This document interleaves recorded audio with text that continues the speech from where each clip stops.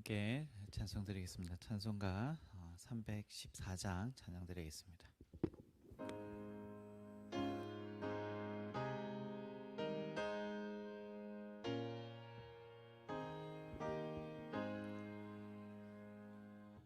내 그 주 예수를 더욱 사랑 엎드려 비는 말 들으소서. 내 진정 소원이 내 그 주 예수를 더욱 사랑 더욱 사랑. 이전에 세상 나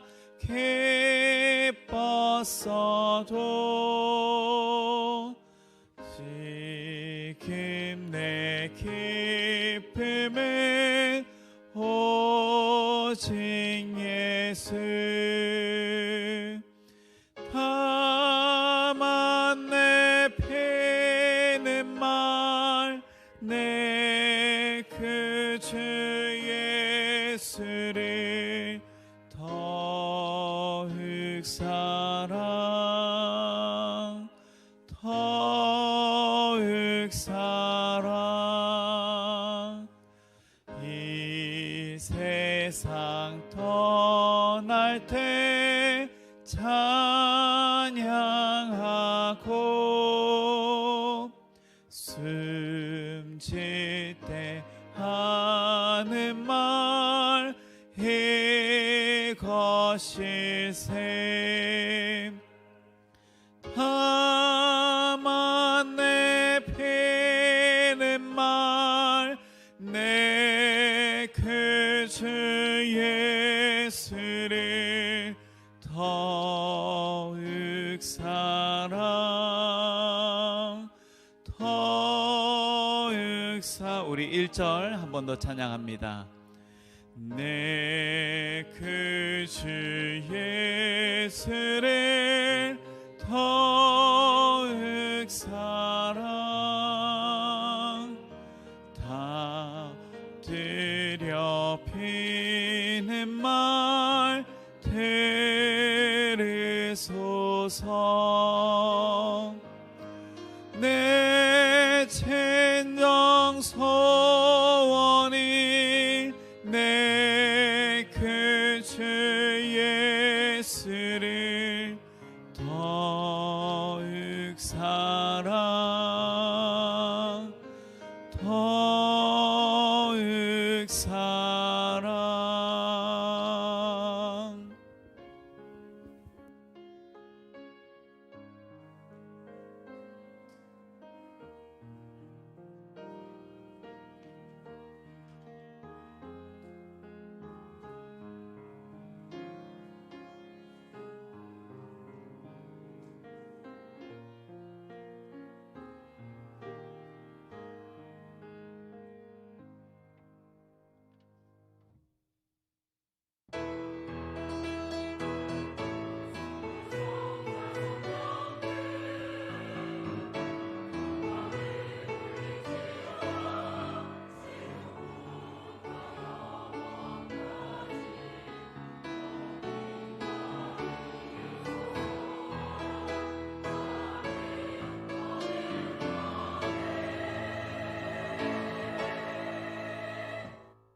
하나님, 지난 한 주도 정말 아슬아슬했습니다.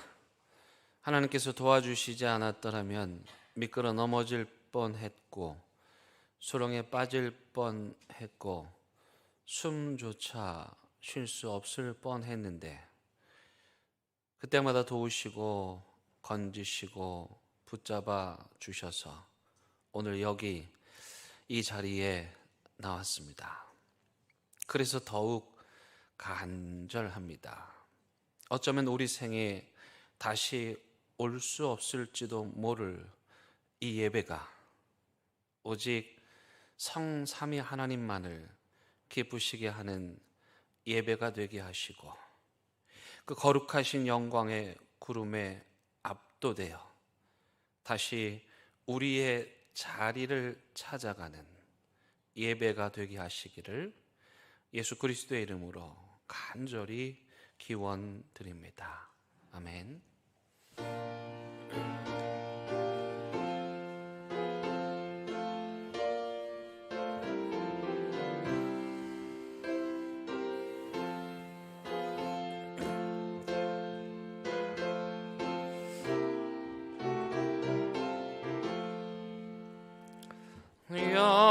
영광스러운 주를 보라고 난 받은 이 모습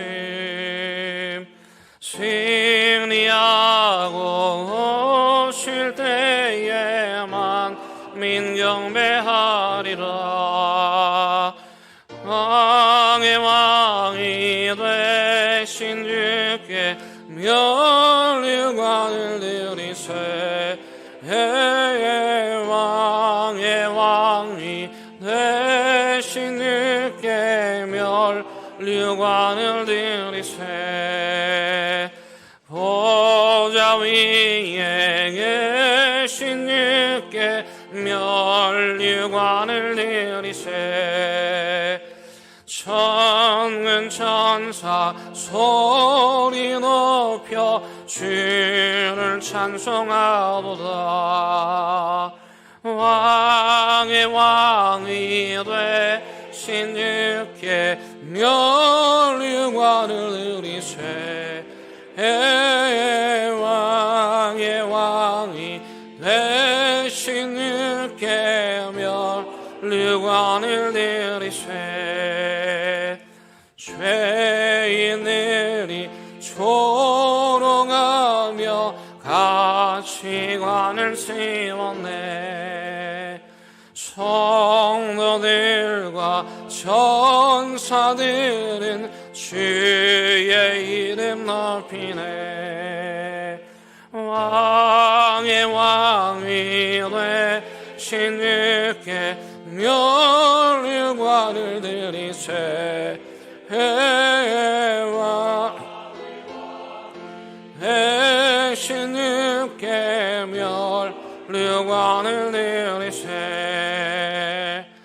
만민들의 찬송소리 하늘 높이 퍼진다. 하늘 보자 바라보니 기쁨 한량 없도다. 왕의 왕이 되신 주께 멸류관을 드리세. 왕의 왕이 되신 주께 멸류관을 드리세. 아멘. 나의 영혼이 잠잠히 하나님만 바라며 나의 구원이 그에게서 나오는도다.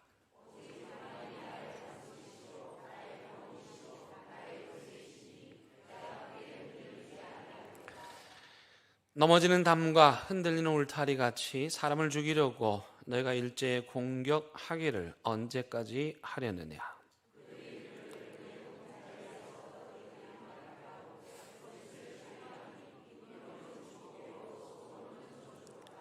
나의 영혼아 잠잠히 하나님만 바라라. 물은 나의 소망이 그로부터 나오는도다.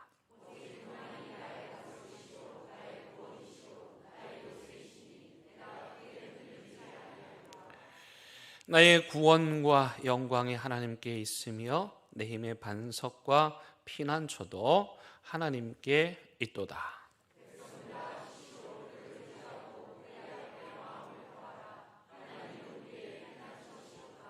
아멘. 나는 전능하신 아버지 하나님 천지의 창조주를 믿습니다. 나는 그의 유일하신 아들 우리 주 예수 그리스도를 믿습니다. 그는 성령으로 잉태되어 동정녀 마리아에게서 나시고 본디오 빌라도에게 고난을 받아 십자가에 못 박혀 죽으시고 장사된 지 사흘 만에 죽은 자 가운데서 다시 살아나셨으며 하늘에 오르시어 전능하신 아버지 하나님 우편에 앉아 계시다가 거기로부터 살아있는 자와 죽은 자를 심판하러 오십니다. 나는 성령을 믿으며 거룩한 공교회와 성도의 교제와 죄를 용서받는 것과 몸의 부활과 영생을 믿습니다. 아멘. 이 시간 자리에 앉으셔서 하나님과 여러분만이 아는 은밀한 죄를 침묵 가운데 고백하는 시간 같습니다.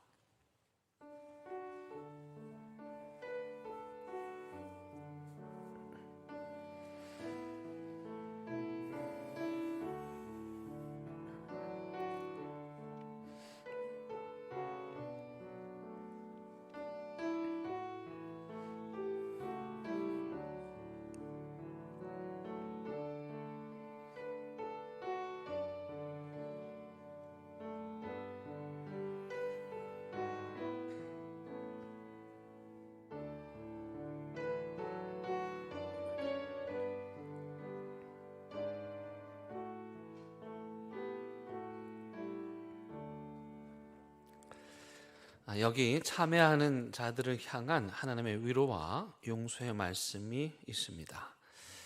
내가 죄악 중에서 출생하였으며 어머니가 죄 중에서 나를 잉태하였나이다. 보소서, 주께서는 중심이 진실함을 원하시오니 내게 지혜를 은밀히 가르치시리이다. 우슬초로 나를 정결하게 하소서. 내가 정하리이다. 나의 죄를 씻어 주소서. 내가 눈보다 희리이다. 하나님이여, 내 속에 정한 마음을 창조하시고 내 안에 정직한 영을 새롭게 하소서. 아멘.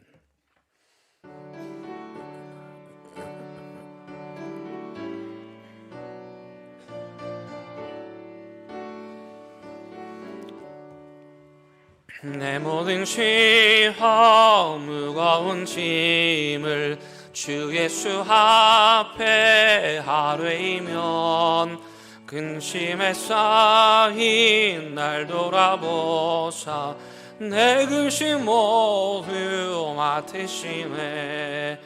무거운 짐을 나 홀로 지고 견디다 못해 쓰러질 때 불쌍히 여겨 구원해 줄이 은혜의 주님 오직 예수.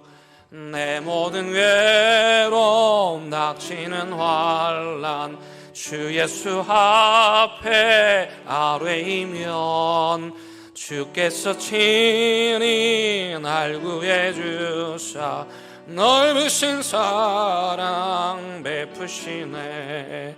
무거운 짐을 나 홀로 지고 견디다 못해 쓰러질 때 불쌍히 여겨 구원해 줄이 은혜의 주님 오직 예수.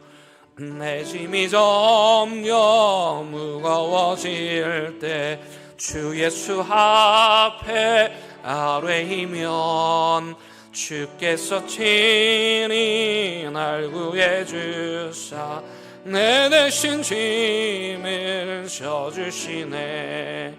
무거운 짐을 나 홀로 지고 견디다 못해 쓰러질 때 불쌍히 여겨 구원해 줄이 은혜의 주님 오직 예수.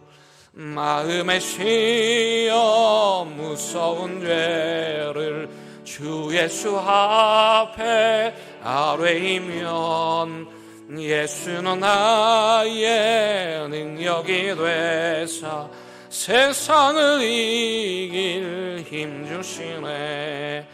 무거운 짐을 나 홀로 지고 견디다 못해 쓰러질 때 불쌍히 여겨 구원해 줄이 은혜의 주 예수.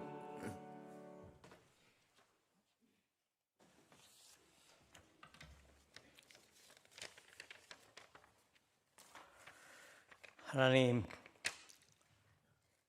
천지 만물을 창조하신 아버지, 그 위대하신 이름을 찬양합니다.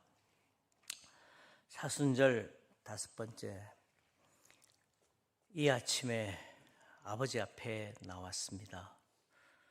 우리를 위해 아들을 주셨듯이 우리의 몸과 마음을 깨끗이 하여 드리는 이 예배를 받아 주소서. 오늘도 고개 숙이고 아버지 앞에 나와 작은 신음으로 간구합니다. 저희를 불쌍히 여겨 주소서. 우리의 허물을 용서하여 주소서. 매주 주님의 대언하는 말씀이 심령과 골수를 쪼개지 않고 귓가에 스치는 바람처럼 머물지 않으면 어찌 된 것인가요? 언제나 듣는 말씀에서 우리는 당당한 그리스도인이 아니라 항상 죄에 찌들어만 있는지 이해할 수는 없는데 주님, 도저히 어찌할 수 없는지요. 이제는 우리에게 하시는 말씀 한 절 한 절이 힘이 되고 격려가 되고 실천으로 나아가게 하소서. 저희는 미련하고 부족하여 우리 삶이 언쟁, 논쟁, 분쟁, 정쟁, 전쟁으로 나누어 자기의 주장만이 선이고 진리라 생각하는 불안한 세상 속에서도 주님만 바라고 살려고 하는데 어떻게 주님의 음성을 제대로 들을 수나 있는지요? 아브라함을 부르시어 하늘의 별처럼 많은 민족의 조상 아브라함이 되게 하시듯 아무것도 아닌 저희들을 부르시어 아버지의 선한 일을 맡기셨습니다. 매번 자신을 복종시켜 주님의 뜻을 따르는 선한 청지기가 되게 하소서. 이제는 저희가 불쌍한 사람들을 위해서 무엇을 할 수 있을까 생각하며 떠나간 이들이 돌아오게 하며 큰 탕자인 우리가 제대로 아버지의 품에 안기게 하소서. 말씀 전하시는 목회자, 찬양대, 그리고 예배를 준비한 모든 이들과 함께 하셔서 쓴 소리도 달게 듣고 아버지께 기쁨의 찬양을 올려드리고 경건한 예배를 드리게 하소서. 모든 대연의 가족, 이 건강 문제, 재정 문제, 학업의 문제, 진로의 문제, 관계의 문제 등 여러 문제로부터 두려워하지 말고 담대하고 강하여 잘 이겨낼 수 있게 이끌어 주소서. 앞으로 우리가 당연히 해야 할 것들을 하게 하시고 다가올 환난들을 준비하게 하소서.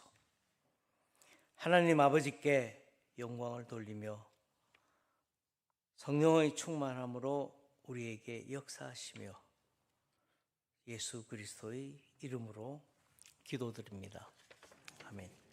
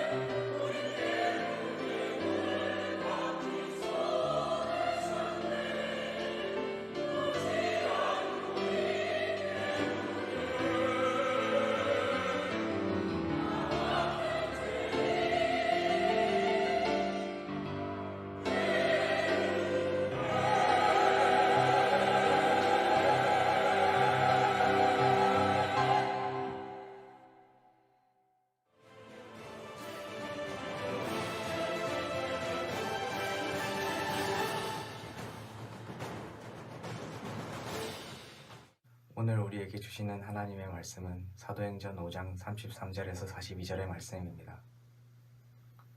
이제 하나님의 말씀을 봉독하겠습니다. 하나님의 말씀을 경청하시기 바랍니다. 그들이 듣고 크게 노하여 사도들을 없이하고자 할세 바리새인 가말리엘은 율법 교사로 모든 백성에게 존경을 받는 자라. 공회 중에 일어나 명하여 사도들을 잠깐 밖에 나가게 하고 말하되 이스라엘 사람들아 너희가 이 사람들에게 대하여 어떻게 하려는지 조심하라. 이전에 드다가 일어나 스스로 선전할 때 사람이 약 400명이나 따르더니 그가 죽임을 당함에 따르던 모든 사람들이 흩어져 없어졌고 그 후 호적할 때에 갈릴리의 유다가 일어나 백성을 깨어 따르게 하다가 그도 망한즉 따르던 모든 사람들이 흩어졌느니라. 이제 내가 너희에게 말하노니 이 사람들을 상관하지 말고 버려두라. 이 사상과 이 소행이 사람들로부터 났으면 무너질 것이요 만일 하나님께로부터 났으면 너희가 그들을 무너뜨릴 수 없겠고 도리어 하나님을 대적하는 자가 될까 하노라 하니 그들이 옳게 하여 사도들을 불러들여 책짓질하며 예수의 이름으로 말하는 것을 금하고 놓으니 사도들은 그 이름을 위하여 능력받는 일에 합당한 자로 여기심을 기뻐하면서 공회 앞을 떠나니라. 그들이 날마다 성전에 있든지 집에 있든지 예수는 그리스도라고 가르치기와 전도하기를 그치지 아니하니라. 아멘. 하나님의 말씀입니다.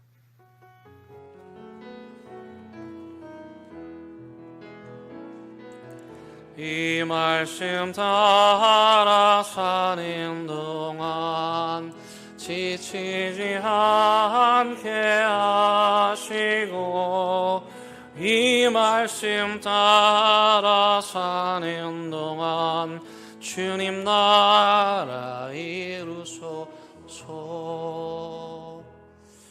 우리나라 기독교인들은 유난히 이스라엘 사람들에 대하여서 우호적입니다. 제가 보니까 이스라엘에 가본 적도 없고 이스라엘 사람들 만난 적도 없는 분들인데 이스라엘 사람들 하면 굉장히 긍정적으로 생각하십니다. 근데 제가 이스라엘 가서 보니까 그분들은 전혀 한국이 어디 있는지도 모르고 한국 사람들 별로 배려하지 않는데 우리 한국 기독교인들은 유난히 그렇습니다. 심지어는 일부 기독교인들 중에서 광장에 나가서 시위를 할 때조차도 태극기를 흔드는 것까지는 이해가 되는데 뭣도 흔들어요? 이스라엘 국기까지 함께 흔들 정도로 일부 기독교인들이 이스라엘 하면 굉장히 긍정적으로 평가를 합니다. 아마도 제가 그분들께 물어보지는 않았지만 그분들 생각 속에는 이스라엘의 유대교나 우리가 믿는 기독교가 비슷할 것이라는 생각에서 그렇게 하는 것 같습니다. 하지만 안타깝게도 유대교와 기독교는 전혀 다릅니다. 물론 유대교와 기독교가 공유하는 신앙의 전통들이 많이 있고 우리 기독교가 유대교로부터 나왔으니 유대교에게 빚을 진 것은 사실입니다. 예를 든다면 우리는 구약성경이라고 부르는 또 이스라엘 사람들은 그것을 타나크라고 부르는 이 구약성경을 유대교와 우리가 같이 공유한다는 점에서는 공통점이 있고 또 구약의 전통에 따라서 신앙의 경건의 모습들 또 기도하고 절제하고 또 구제하는 그런 신앙의 아름다운 전통들을 우리가 빌려온 것은 사실입니다. 예수님도 유대인이었고 사도들도 유대인이었고 초대교회 모든 성도들도 유대인 즉 이스라엘 사람들이었으니 공통점이 있는 것은 당연한 일입니다. 그런데 시간이 지나면서 이 유대인들이 자신들이 믿는 유대교와 기독교가 다르다는 것을 인식하기 시작했습니다. 그래서 결국 유대교와 기독교가 완전히 결별을 하게 됩니다. 그 결별의 시작은 바로 다름 아닌 오늘 본문에서 일어난 사건입니다. 이스라엘의 종교 지도자들 이들이 공의회라고 하는데 요즘으로 말하면 국회죠. 근데 그때 당시에 공의회는 입법, 행정, 사법의 3권을 다 가지고 있었으니까 오늘날 국회의원보다 훨씬 더 많은 권력을 가진 사람들이었습니다. 그 공의의 사람들이 예수가 죽었으면 기독교가 사라질 줄 알았는데 오히려 더 부흥하고 번성을 하고, 특별히 이스라엘 사람들이, 예루살렘의 사람들이 사도들을 너무 좋아하는 거예요. 그러니까 이 공의의 사람들이 기독교를 시기하고 사도들을 질투했습니다. 그래서 어떻게 하냐면 복음을 전하는 사도들을 잡아다가 감옥에 가두게 되죠. 지난주에 우리는 예루살렘 교회가 아나니아와 삽비라로 인한 교회 내부의 문제로 아픔을 겪었지만 그 문제를 잘 해결함으로 오히려 교회가 굳건히 섰고 하나님의 교회가 부흥하였다는 말씀을 나누었는데, 이제 내부의 문제를 해결하고 나니까 이제 외부로부터 불어닥친 위기, 즉 사도들이 감옥에 갇히는 어려움을 겪게 되었던 것입니다. 그런데 여러분, 놀라실 것이 없는 게 교회는 언제나 시작부터 오늘날까지 안팎으로 끊임없는 위협과 위기를 만났습니다. 그러나 하나님께서는 하나님의 교회를 그냥 내버려 두시지 않으시고 그런 위기와 위험으로부터 항상 건져 주셨습니다. 이번에는요, 진짜 신기한 일이 일어나는데, 글쎄 하나님께서 천사들을 보내셔서 감옥의 문을 활짝 여시고 감옥 안에 있던 사도들을 탈옥시키신 거예요. 탈옥 영화를 찍는다면 이거보다 더 드라마틱한 영화는 없는 거예요. 갑자기 감옥의 문이 열리고 사도들이 그 문 밖으로 나간 거예요. 근데 여러분, 감옥에서 나간 사도들이 나가자마자 뭐 합니까? 또 복음을 전하는 거예요. 복음을 전하는 것 때문에 감옥에 갇혔는데 감옥에서 하나님께서 풀어주니까 나가자마자 또 복음을 전하는, 그러니까 이런 사람들을 말릴 수가 없는 거죠. 여러분, 하나님의 일은 이렇게 진행이 됩니다. 사탄이 아무리 하나님의 교회를 위협하고 어려움을 겪게 한다고 해도 하나님께서는 하나님의 사람들을 통해서 하나님의 일을 오늘까지 이어가게 하셨습니다. 감옥에 있어야 할 사도들이 어떻게 나간지도 모르게 감쪽같이 감옥 밖으로 나갔는데, 그들이 나가서 또 전하지 말라는 예수를 전하니까 이 공의의 사람들이 정말 너무 약이 오르고 분노가 하늘을 찌렀습니다. 그래서 결국 이들이 안 되겠다, 저 사람들 죽이는 수밖에는 없겠다, 거의 이제 90% 이상 그런 결정을 하게 됩니다. 여러분, 신앙이 이성을 잃으면 이렇게 광기 어린 신앙이 되고, 그런 광기 어린 신앙은 생명을, 사람을 파멸시키고 죽이는 것을 전혀 부끄러워하지 않게 되는 거죠. 그때 이 공의의 회원 중에 한 사람이었던 가말리엘이라는 사람이 등장합니다. 이 가말리엘이라는 사람을 주목해야 하는데, 이 가말리엘은 공의의 회원이었으면서 동시에 그 시대에 가장 촉망받았던 유대인 납비요 학자였습니다. 이분의 할아버지가 힐렐인데 양대 산맥을 이루었던 랍비였고, 그 또한 랍비 중에 최고의 랍비로 여겨진, 랍비는 이제 유대인의 선생님, 우리로 말하면 교수님인데요. 이 가말리엘은 자신의 학파를 형성하고 많은 사람들 데려다가 가르치는, 그래서 요즘으로 말하면 최고의 명문대격인 이 가말리엘 문화생이 되기 위해서 자기의 자녀들을 가말리엘에게 보내는 그런 일들이 있었고, 그의 문화생 중에 한 명이 누구였냐? 바로 바울 사도였습니다. 그 가말리엘이, 교수가, 공의의 회원이 일어나서 그들에게 이런 제안을 하게 됩니다. 여러분, 이 문제를 우리가 신중하게 다뤄야 됩니다. 맞는 말이죠?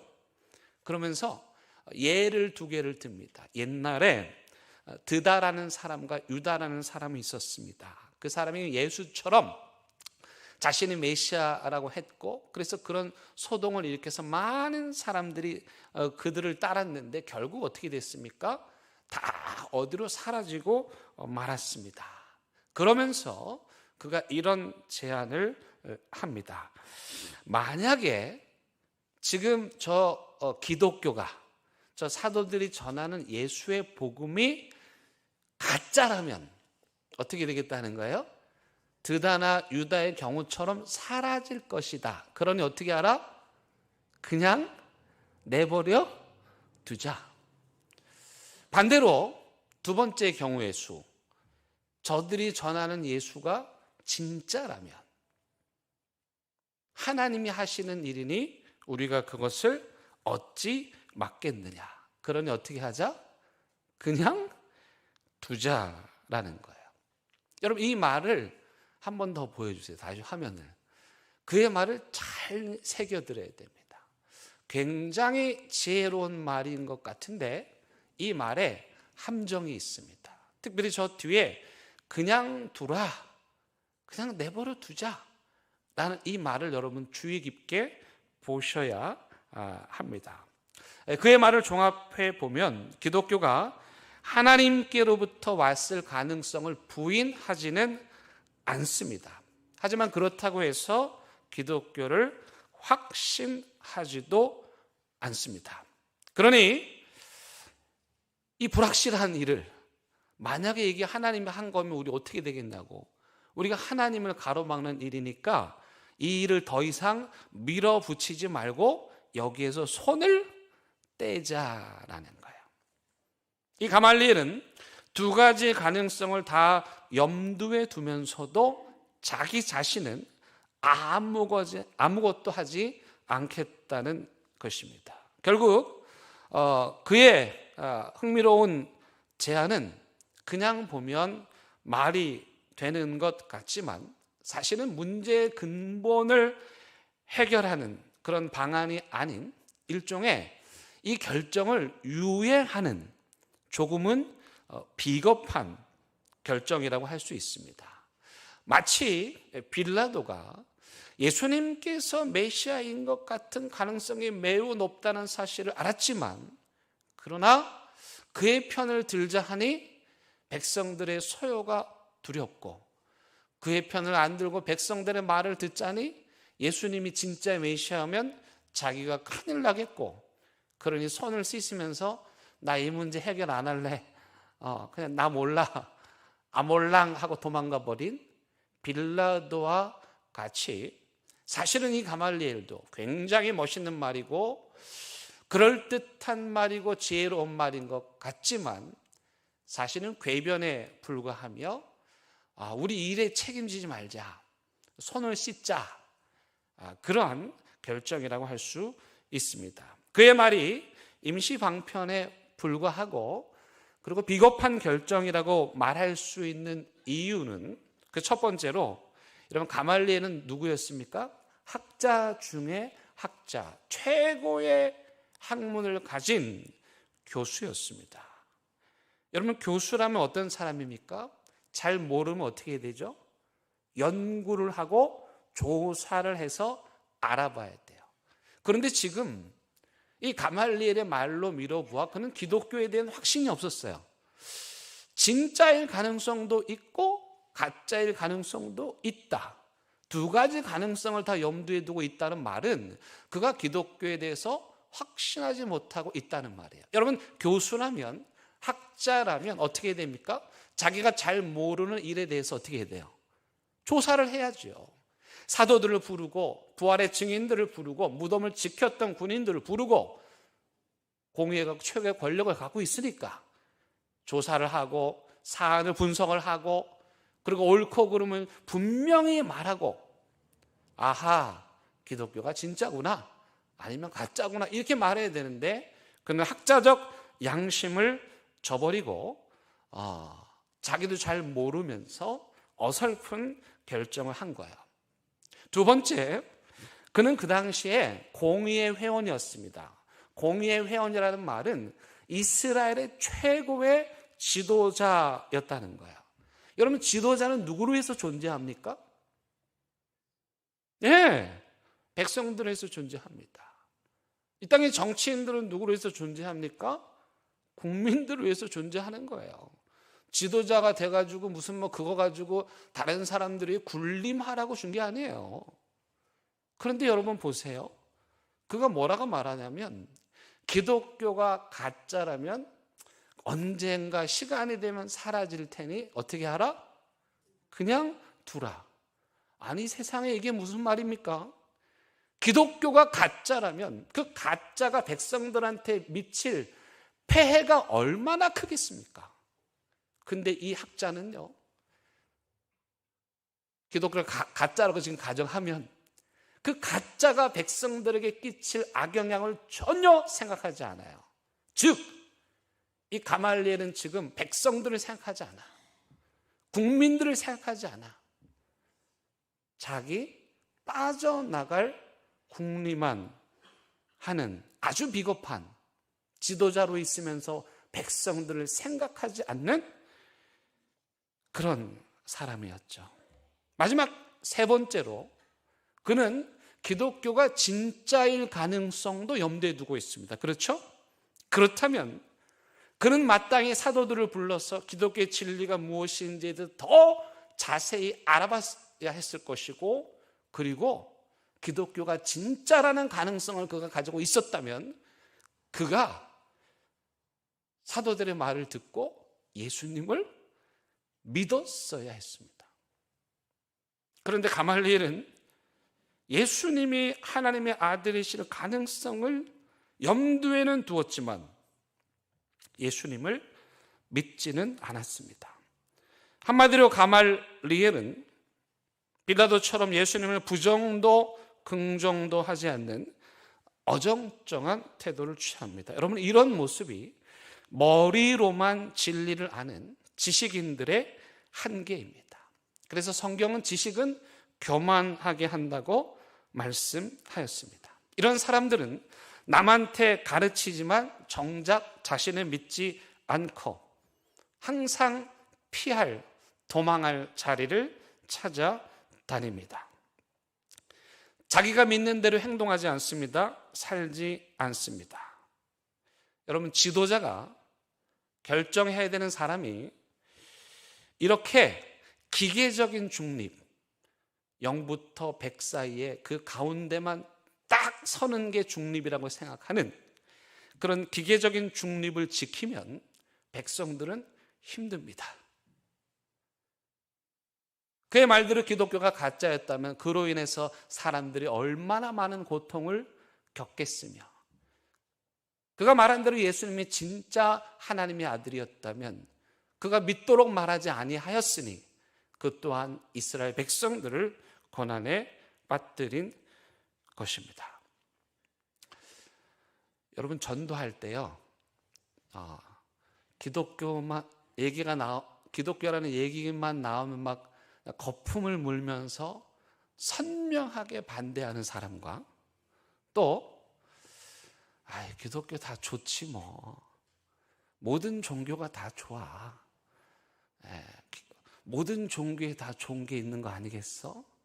이렇게 말하는 사람과, 여러분, 어느 부류가 더 전도하기 어려울까요? 둘 다 어렵죠. 근데 둘 다 어렵기는 마찬가지인데 이 두 부류가 예수를 믿은 후에는 확연히 달라집니다. 항상 어정쩡한 태도를 취했던 사람은 예수를 믿고 나서도 가말리엘처럼 회색지대를 찾아다닙니다.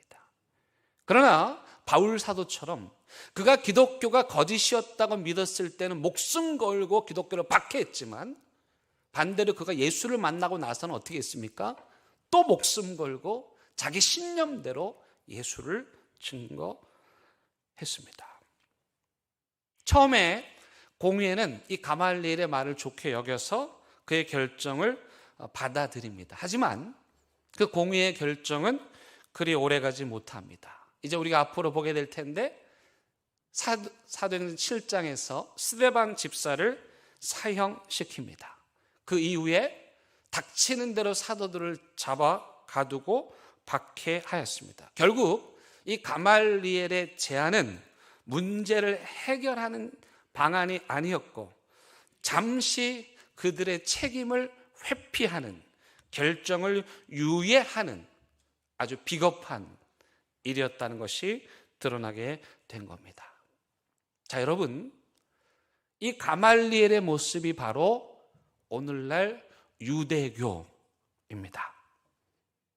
유대교도들, 이스라엘 사람들은 우리와 같은 성경을 읽지만 그 성경에서 예수님을 만나지 못합니다. 구약이 온통 예수님에 대해서 말하고 있는데 그들은 애써 예수님을 외면합니다. 제가 이스라엘에서 선교하시는 선교사님 만났는데 선교사님께서 그런 말씀하셨어요. 자기가 전도할 때 뭘로 전도하냐면은 이 구약 성경으로 전도한대요. 어느 말씀으로 하냐? 이사야 53장. 형장으로 끌려가는 그 어린 양, 십자가로 끌려가는 어린 양 예수 그리스도, 이분이 바로 예수님이다. 그렇게 전도한다는 거예요. 하지만 그들은 우리와 똑같이 이사야 53장을 읽고도 바로 거기에서 말하는 메시아가 예수라는 사실을 인정하지 않습니다. 그들은 모세를 존중하고 모세의 말씀을 다 글자 하나까지 암송하지만, 그러나 모세가 말한 앞으로 나보다 더 뛰어난 선지자가 나올 것이다, 그 선지자가 바로 예수님이라는 사실을 인정하지 않습니다. 그들은 하나님을 믿는다고 말하지만 하나님에 대한 막연한 두려움은 갖고 있죠. 이게 기독교가 진짜 하나님으로부터 온 거라면 우리가 어떻게 하나님을 맡겠으며 괜히 막았다가 하나님께 심판받는 거 아니냐? 막연한 두려움은 가지고 있지만 하나님께서 예수 그리스도를 통해서 이 세상의 유일한 구원의 방법을 제시해 주셨다는 기가 막힌 하나님의 창조의 방법에는 전혀 관심을 기울이지도 않고 하나님께서 날마다 새롭게 하시는 그 일에 대해서 알려고도 하지 않습니다. 그래서 결국 기독교와 유대교는 결별을 하게 됩니다. 어마어마한 박해를 기독교도들이 당했습니다. 유대인들은 하루에 3번 기도하는 것이 습관입니다. 그냥 기도하지 않고 기도문을 가지고 기도합니다. 그들의 기도문은 유대인의 기도문이라 하여 18가지 기도 제목이 있다고 하여 유대인의 18가지 기도문이라고 합니다. 그런데 그 18가지 기도문 중에 12번째 기도문에 이런 내용이 나옵니다. AD 70년에 로마에 의해서 예루살렘이 망하고 성전이 무너지고 유대인들은 분노합니다. 우리가 왜 이렇게 됐을까? 하나님의 성전이 왜 이렇게 무너졌을까? 아하, 그 이유는 저 나사렛 땅들 때문이다. 그래서 예루살렘이 무너진 AD 70년 이후에 그들의 기도문 12번이 이렇게 바뀝니다. 배교자들에게는, 여기 배교자들이 누굽니까? 기독교인들이죠. 나사렛 땅이에요. 기도문입니다. 기도문. 배교자들에게는 소망이 없게 하시고 교만한 나라는 빨리 우리의 생애에 뿌리 뽑히게 하소서. 그리고 나사렛 당원들과 이단자들은 빨리 망하게 하시고 그들이 생명책에서 지워지게 하시며 그들이 의인들과 함께 기록되지 말게 하소서. 교만한 자들을 겸손하게 하시는 주님, 당신을 축복합니다. 이게 하나님을 믿는다는 유대교도들의 매일 기도문이에요. 나사렛 땅을, 예수를 전한 저 사도들을 심판해 주십시오. 망하게 해 주십시오. 그들은 말로만 기도하지 않았고 실제로 실천했습니다. 그래서 기독교도들을 다 내쫓았습니다. 공동체에서 내쫓았습니다. 여러분, 요즘이야 대형 5동에서 쫓아내면 6동 가서 살면 되고 6동에서 쫓아내면 울산 가서 살면 되는데, 근데 그때는 여러분 가족 공동체, 혈연 공동체입니다. 그래서 공동체에서 쫓겨났다, 직장 잃어버리는 거예요. 관계 잃어버리는 거예요. 부모도 잃어버리는 거예요. 거처할 할 집도 없다는 뜻이에요. 그런데 유대인들이 기독교도들을 공동체에서 다 쫓아내기 시작했어요. 그 이야기를 자세하게 보도하고 있는 게 바로 요한복음 9장. 나면서부터 보지 못하게 되는, 그가 눈을 뜨게 되는 사건, 그 안에 잘 녹아 있습니다. 그런가 하면 로마의 클라우디우스 황제가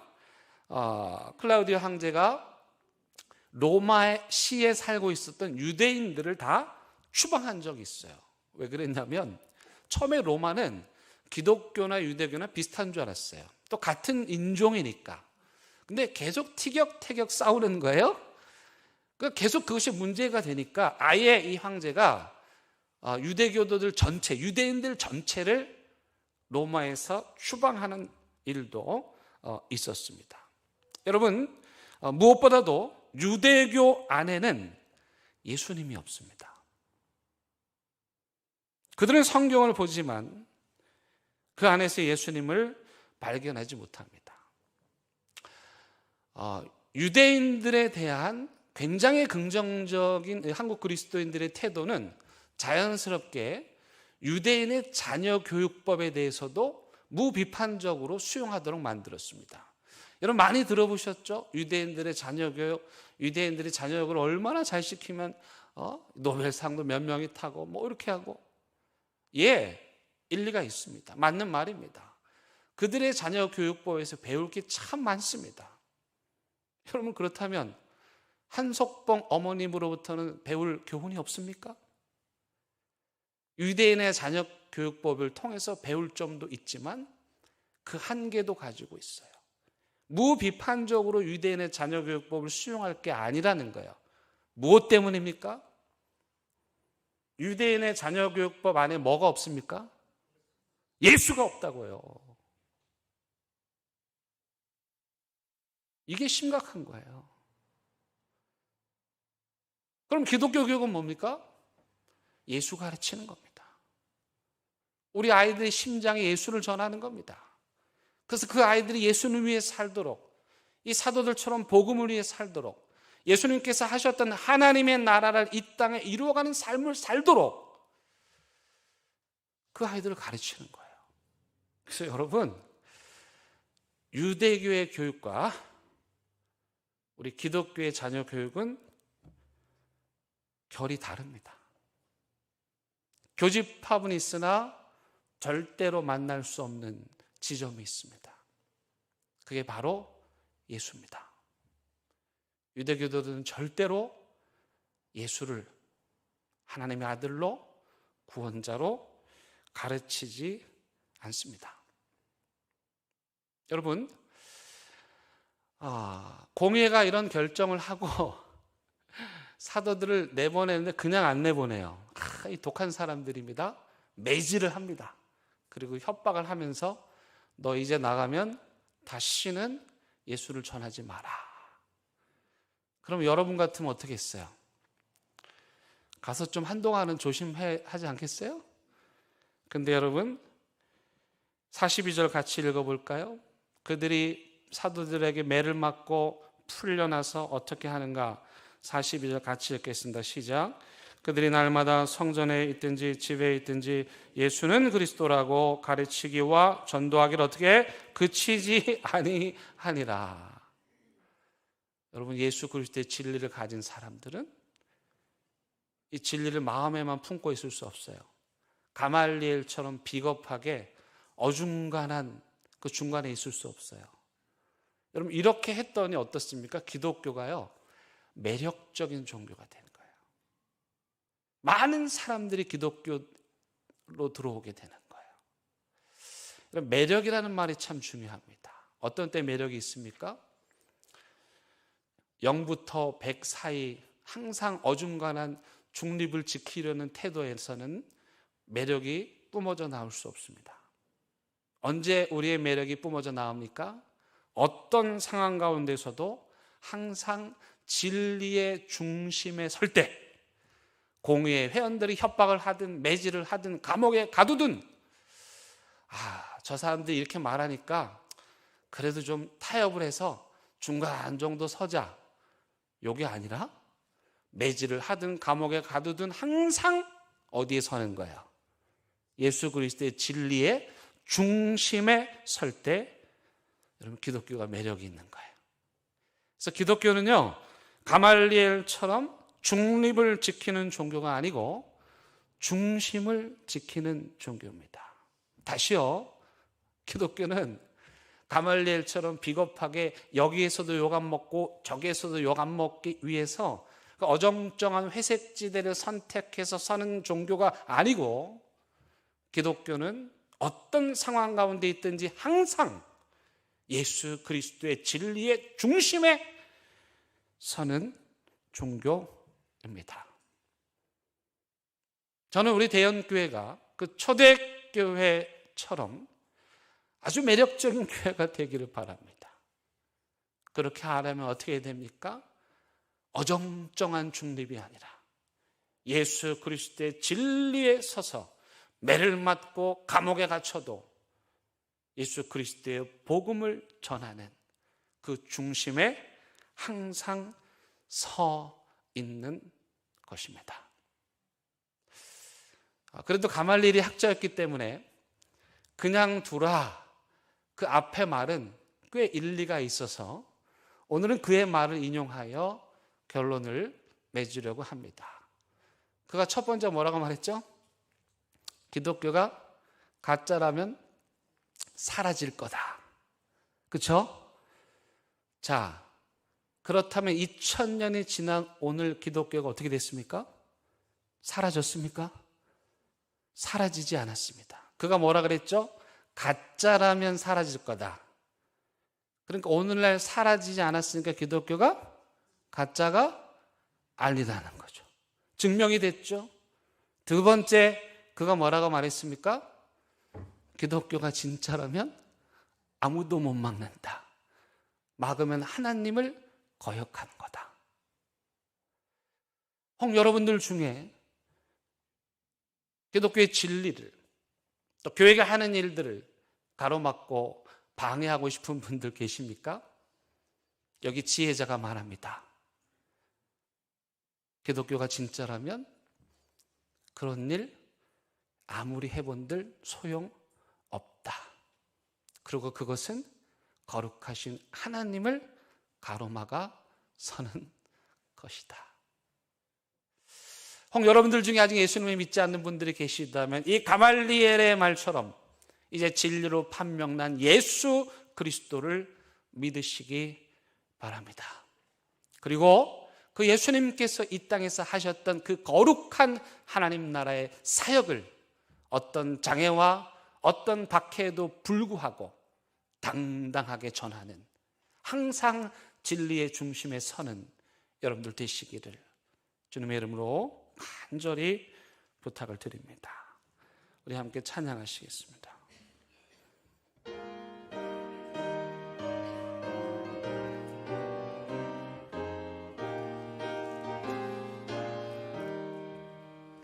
옳은 길 따르라 의 얘기를, 세계 만민의 참된 길, 이 길 따라서 살기를 온 세상에 전하, 새해 만배 성리 나갈 길, 어두운 밤 지나고 동트나 환함이 보아라 저비, 주 예수의 나라 이 땅에 곧 오겠네 오겠네. 주 예수 따르라 승리해, 주 세계 만민이 나아갈 길과 진리요 참 생명, 내 창검을 부수고 다 따르라 화평왕, 어두운 밤 지나고 동튼 나와 나 및 보아라 저 위, 주 예수의 나라 이 땅에 곧 오겠네 오겠네.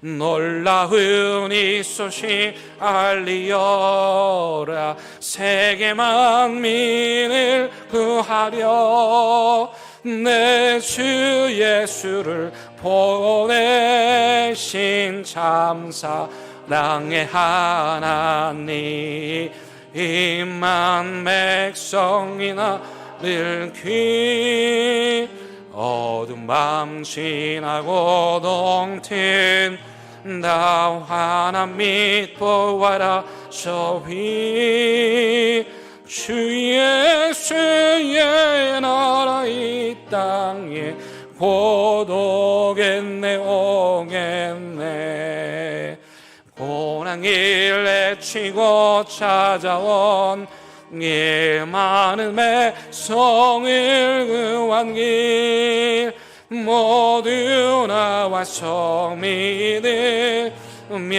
온 세상이 마침내 이 진리 살겠네 어두운 밤 지나고 동튼 나 환한 빛 보아라 저위 주 예수의 나라 이 땅에 곧 오겠네 오겠네. 기도하시겠습니다. 하나님, 우리가 어떠한 일이 있다 할지라도 사도들처럼 언제나 진리의 중심에 서게 하여 주옵소서.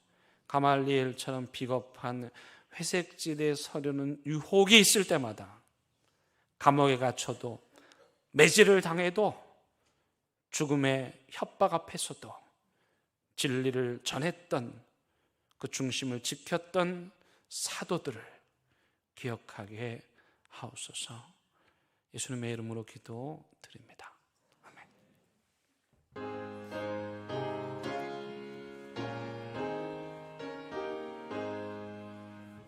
길리와 새 되신 주의 몸을 바치옵니다.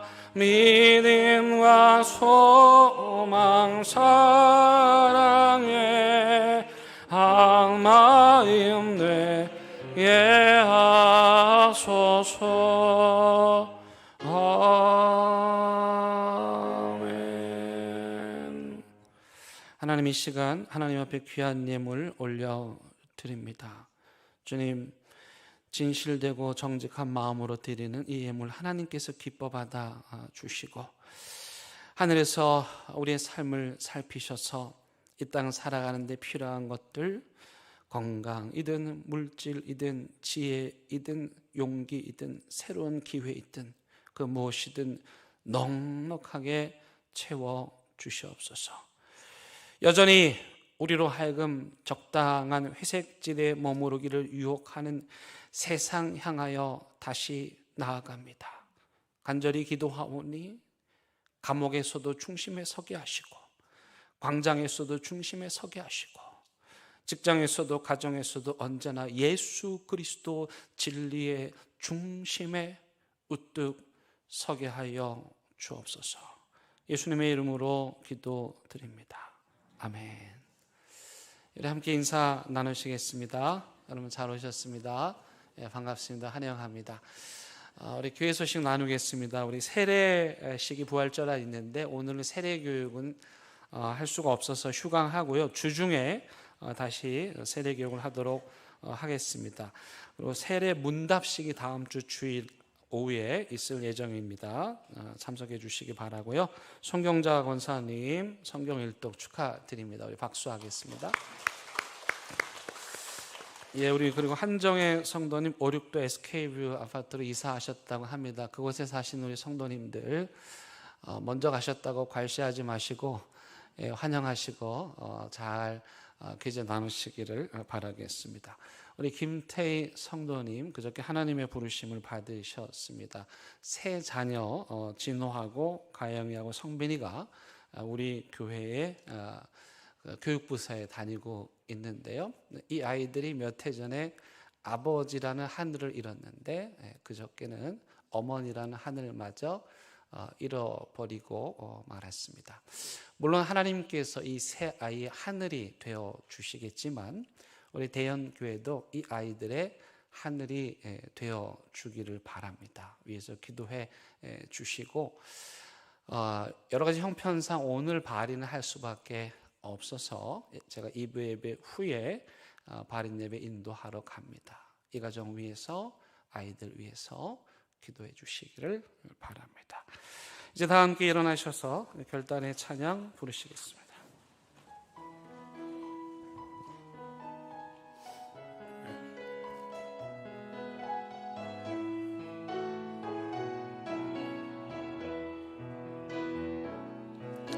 그 선하님의 고요히 감사하여 그 놀라운 평화를 누리며